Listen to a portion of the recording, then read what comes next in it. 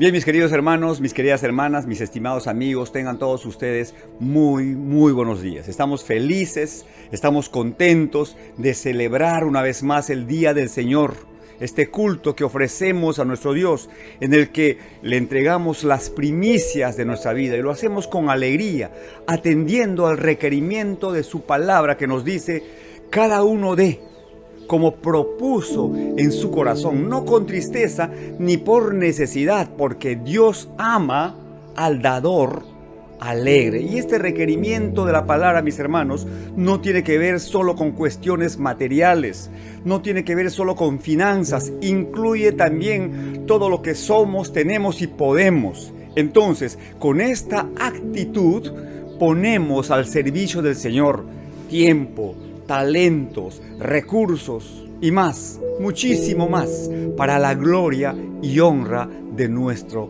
Señor. Aleluya. A ver, mis hermanos, hoy día vamos a iniciar una secuencia de enseñanzas que están basadas en el capítulo 12 de la carta del apóstol Pablo a los romanos, en el que el apóstol Pablo traza el tema de los deberes cristianos.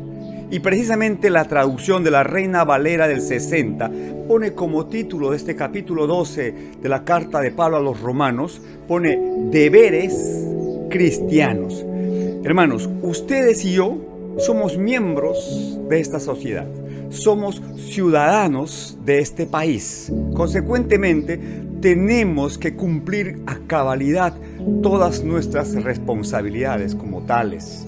Debemos estar a la altura de las exigencias y las demandas del momento, del tiempo actual, más aún en nuestra condición de ciudadanos del reino de los cielos.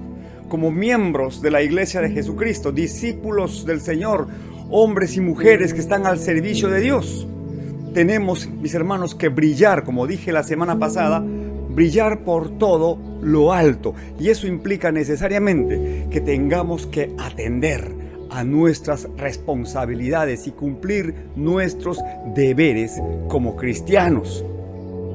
Por otro lado, toda persona tiene derechos fundamentales simplemente por el hecho de ser un ser humano. Tiene derecho a la vida, a la libertad. Tiene derecho a tener una identidad, a formar parte de una familia, a no ser discriminado por ninguna razón, en fin. Pero atención, los derechos son una cara de la moneda. La otra cara tiene que ver con las obligaciones o los deberes. Porque mi hermano, mi hermana, si tú exiges el cumplimiento y el respeto de tus derechos, pero descuidas tus deberes y tus obligaciones, pues estás cometiendo un acto de injusticia. Entonces, la ley y la espada se encargarán de corregir el asunto. Igualmente, cuando no defendemos nuestros derechos, perdemos lamentablemente nuestra dignidad. ¿Se han puesto a pensar en eso? Y la dignidad, mis hermanos, no se negocia. Pero también cuando abusamos de nuestros derechos y pasamos la línea, perjudicando a los demás, cometemos igualmente una injusticia. Y en primerísimo lugar, Dios no puede ser burlado. Y su justicia no es como la de los hombres, que llega tarde, si es que llega, ¿verdad? Él es clemente, Él es misericordioso, lento para la ira y es grande en bondad. Pero también nuestro Dios es juez justo y verdadero. Y aquí vamos entrando ya a nuestro tema, porque miren, la mayoría de los cristianos suele enfatizar y resaltar sus derechos. Por ejemplo, dicen: todo lo puedo en Cristo que me fortalece. Mayor es el que está en mí que el que está en este mundo. ¿Quién acusará a los escogidos de Dios? Dios es el que justifica. ¿Quién es el que condenará? Cristo es el que murió, más aún el que también resucitó, ascendió a los cielos y está sentado a la diestra del Padre intercediendo por nosotros. ¿Quién nos podrá separar del gran amor de Cristo? Tribulación, angustia, persecución, peligro, hambre, desnudez, espada, injusticia, en fin. Si Dios es por nosotros, ¿quién contra nosotros? Etcétera. Ahora, todo esto, hermanos, es verdad. Por supuesto que es verdad, porque es la palabra del Señor. Pero Dios no va a respaldar su palabra cuando sale de la boca de una persona cuya conducta, cuya vida va en sentido contrario de su voluntad. Es más bien la negación del carácter de Cristo. Por eso es que el apóstol Pablo hace un aporte importante al equilibrio y la justicia mediante este capítulo, desarrollando el tema de nuestras obligaciones, de nuestros deberes como cristianos, llamados a resplandecer.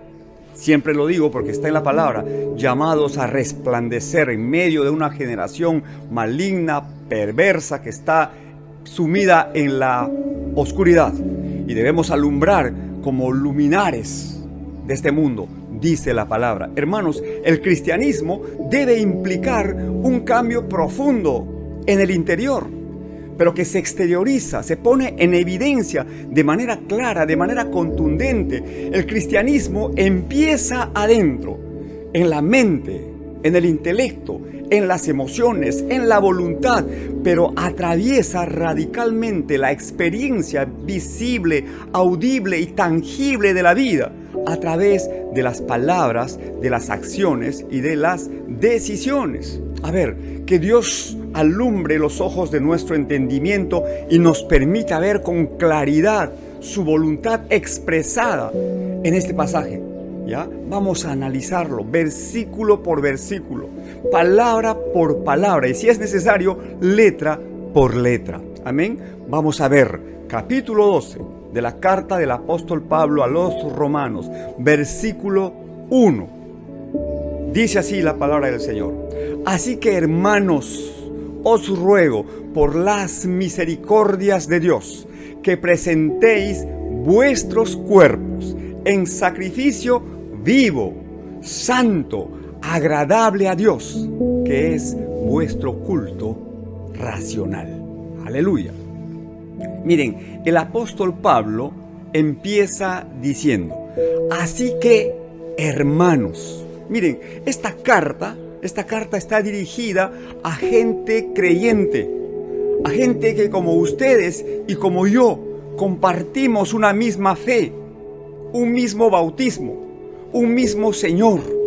Nos asiste un mismo Espíritu, nos alumbra una misma lámpara y somos hijos e hijas de un mismo Dios, quien es Padre de todos, el cual está sobre todos y por todos y en todos.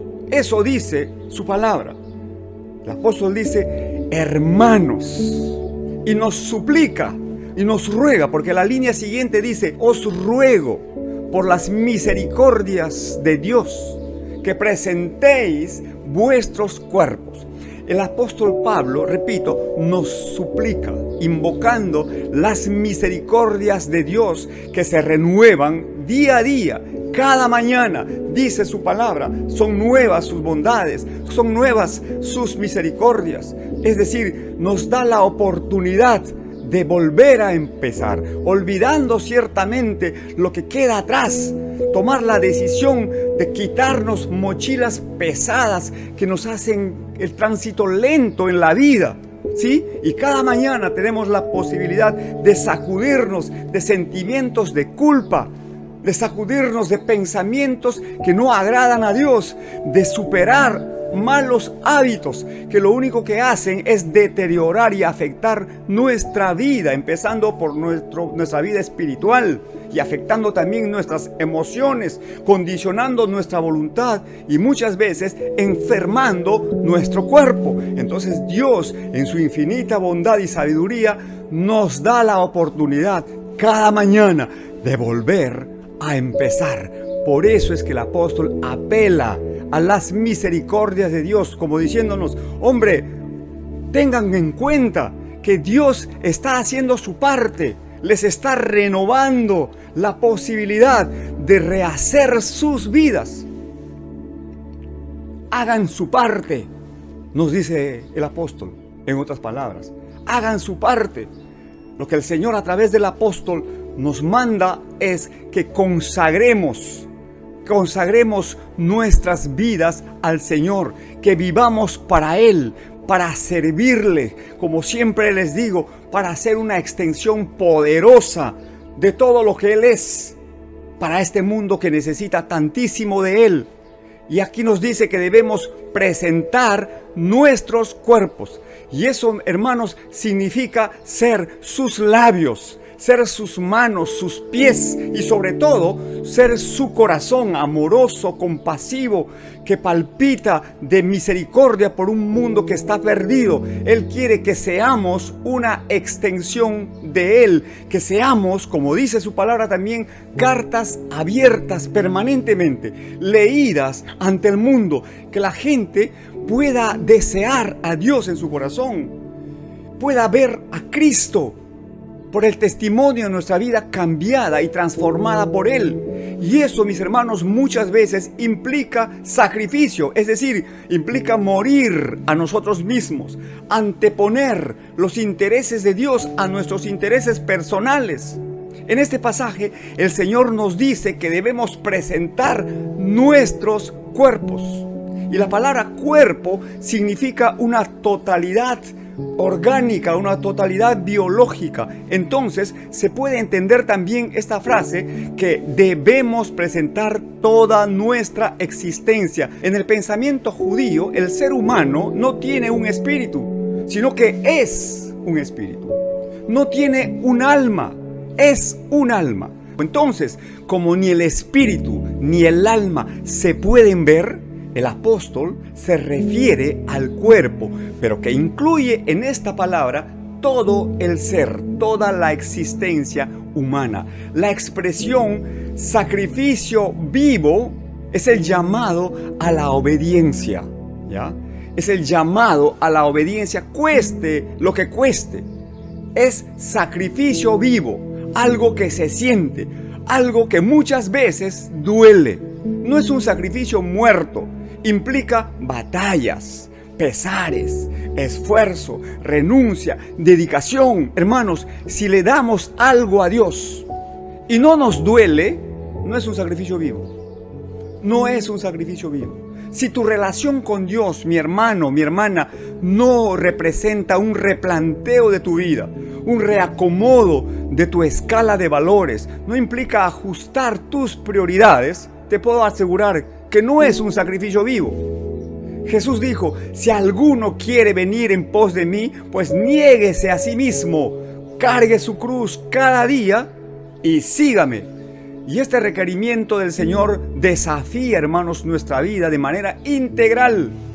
Porque la cruz, como sabemos, no es un instrumento de sufrimiento, sino un instrumento de muerte. Y para que algo se muera, pues hombre, tiene que estar vivo, y eso implica morir a uno mismo, a hacer nuestra voluntad.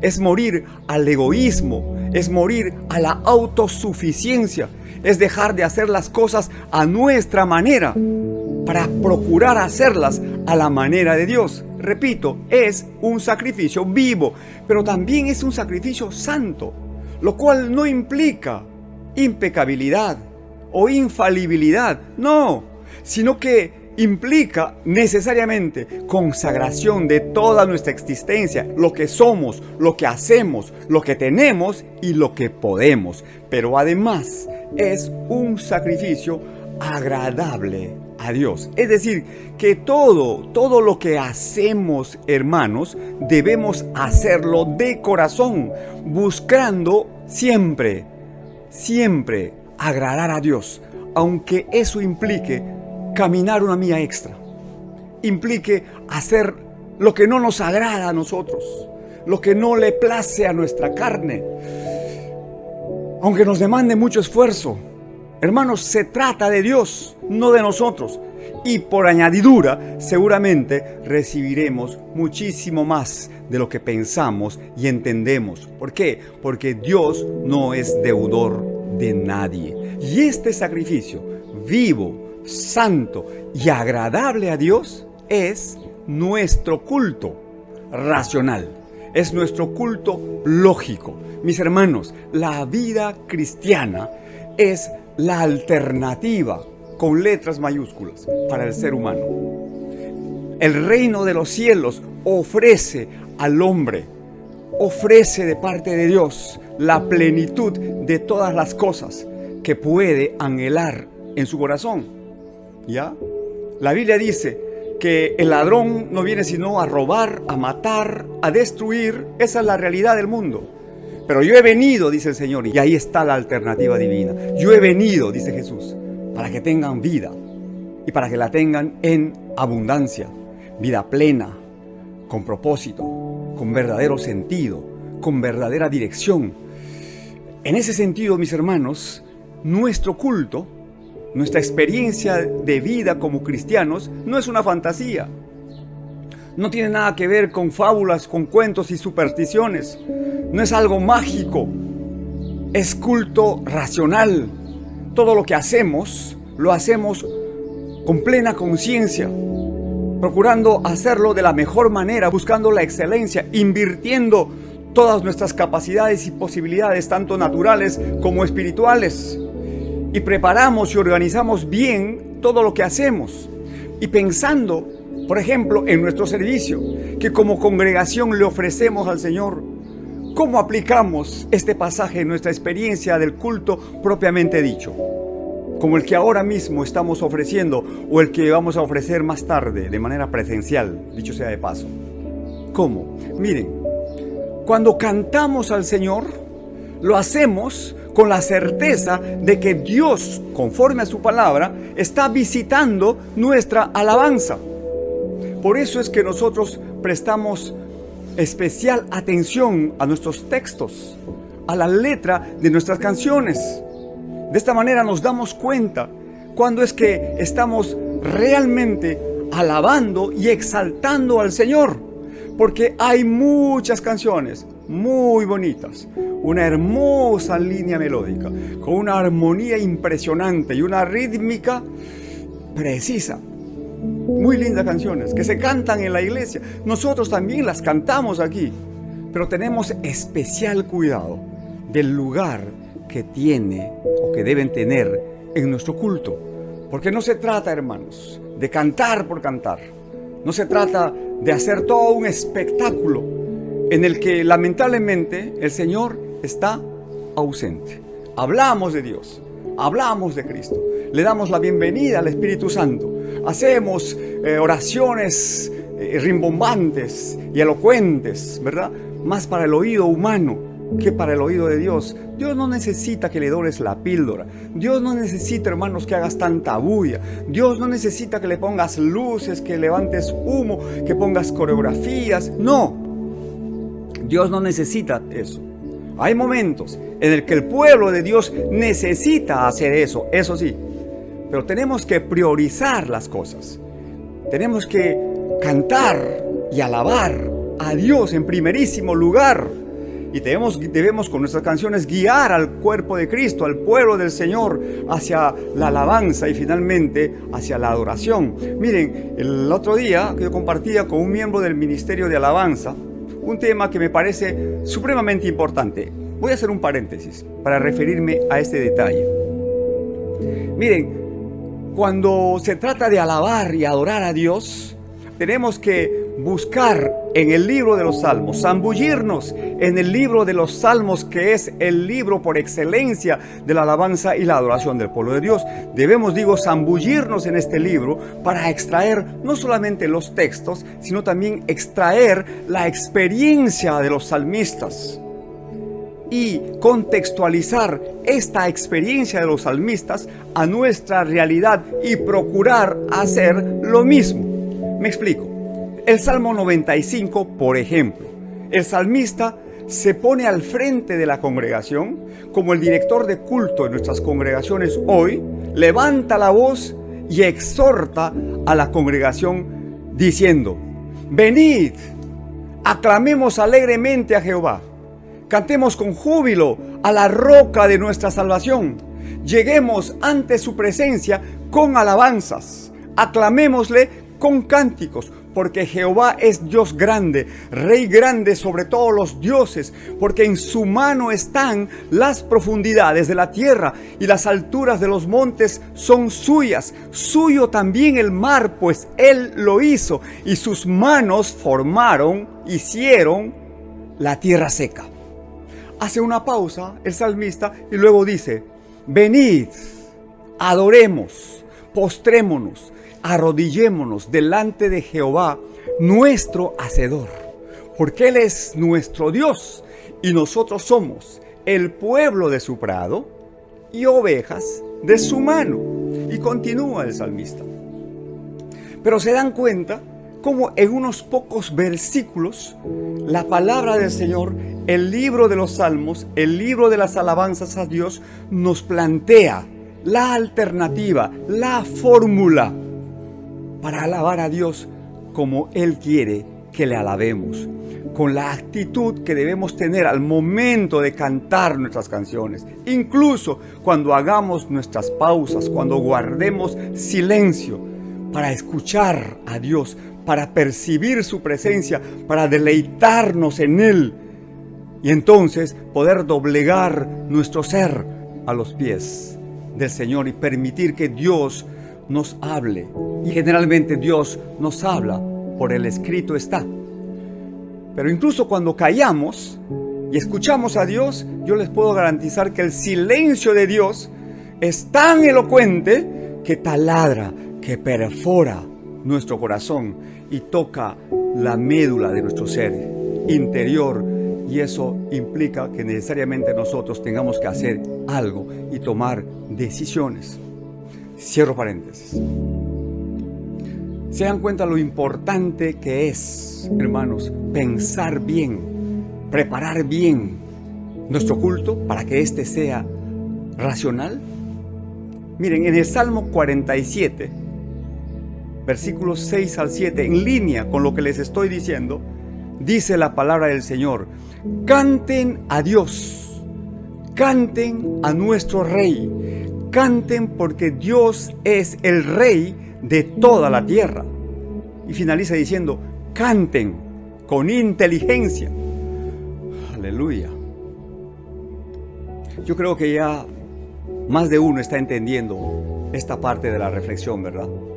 Hermanos, lo mismo aplica a todo nuestro servicio que ofrecemos al Señor. Y en este punto tengo que citar por enésima vez, pero enhorabuena, Colosenses 3, 23, 24, que dice: todo lo que hagáis, hacedlo de corazón, como para el Señor y no para los hombres, sabiendo que del Señor recibiréis la recompensa de la herencia, porque a Cristo el Señor le servís.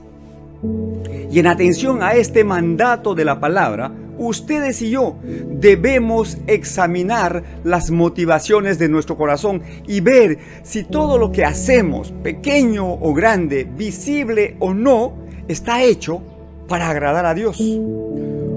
¿O es que lo que hacemos es para recibir un pulgar levantado, o una palmadita en el hombro, o una palabra de reconocimiento público? Mis hermanos, esto implica conciencia. Esto es culto racional. Si te importa más la opinión de la gente, si todo lo que tú haces lo haces para agradar al ojo humano, y cuando no te están mirando, vives a tu manera, haces lo que te da la gana, desatiendes al consejo de Dios, tu culto no es racional, pues. Tu vida cristiana no es auténtica, no le da la gloria a Dios. Por otro lado, hermanos, nosotros no vamos a la iglesia a calentar una banca. No deberíamos hacerlo con esa mentalidad, ¿verdad? Tampoco vamos a participar del culto a ver con la expectativa de: vamos a ver qué pasa, qué me dice el pastor, a ver qué me dicen los hermanos, voy a pasarla chévere. No, hermanos, por supuesto que la pasamos bien, por supuesto que vamos con las antenas extendidas, pero nosotros vamos a la iglesia y ofrecemos nuestro culto y con nuestras alabanzas y nuestra adoración y nuestra vocación de servicio, todo hecho con fe, hacemos que las cosas sucedan. Nosotros no vamos a la iglesia para ser meros espectadores, sino vamos a ser protagonistas. Pero en primerísimo lugar, permitimos que Dios a través de su Espíritu se enseñoree en nuestros cultos. Y nosotros estamos ahí al servicio y bajo la dirección del Espíritu de Dios para hacer todo lo que al Señor le agrada. Repito, y lo hacemos con excelencia. Siempre debe haber una intencionalidad en todo lo que hacemos. Nuestras oraciones, nuestros cánticos, la exposición de la palabra, la comunión fraternal, todo tiene que ser hecho con intencionalidad. ¿Y cuál es esta intencionalidad? Pues crecer en la gracia, en la fe, en el conocimiento de la Escritura Sagrada, en el amor que debemos tenernos unos con otros como signo y señal distintiva de que somos discípulos de Cristo, que debemos reabastecer nuestras lámparas como comunidad, como congregación, y salir luego con la disposición de alumbrar por todo lo alto, de dar testimonio de que Cristo vive, de ser portadores de buenas nuevas, hacer lo que dice su palabra, porque cuando salimos del culto, salimos con nuestros tanques llenos, con nuestras copas rebosando. Así debemos salir de la iglesia, ¿sí? Dirigidos por la unción del Espíritu Santo, y predicamos buenas nuevas a los abatidos, vendamos a los quebrantados de corazón, publicamos libertad a los cautivos y a los presos, apertura de cárcel, consolamos a los que están enlutados, levantamos a los caídos, arropamos a los desnudos y compartimos nuestro pan con los que sufren hambre. Oramos por los que están enfermos. En fin, esa es la verdadera razón del culto. Esa es la verdadera razón de la iglesia. Es por eso que nos congregamos. No para pasar el rato, no para pasarla bien, no para encontrarnos con nuestros amigos. Eso se hace en un club social. Pero en la iglesia del Señor se hace todo eso también, pero eso viene como una añadidura de buscar primeramente el reino de Dios y su justicia. Amén. Listo, mis hermanos, mis hermanas, mis amigos. Que Dios bendiga su palabra y honre nuestra fe. A ver, les dejo como tarea para esta semana interiorizar, memorizar, meditar y poner por obra Romanos 12:1. Y hoy, que es el día del Señor, es un día magnífico, espléndido, un buen día para poner por obra y para poder experimentar la verdad de esta palabra. ¿Qué dice esta palabra? Así que, hermanos, os ruego por las misericordias de Dios que presentéis vuestros cuerpos en sacrificio vivo, santo, agradable a Dios, que es vuestro culto racional. Ahí está. Nos despedimos, mis hermanos. Hasta la próxima semana, Dios mediante, para continuar desarrollando este tema de los deberes cristianos. Esto se va a poner mucho mejor, ¿ya? Les mando un abrazo enorme, cargado de afecto, con mis mejores deseos de paz, armonía, salud, prosperidad y bienestar para todos. Que así sea. Adiós.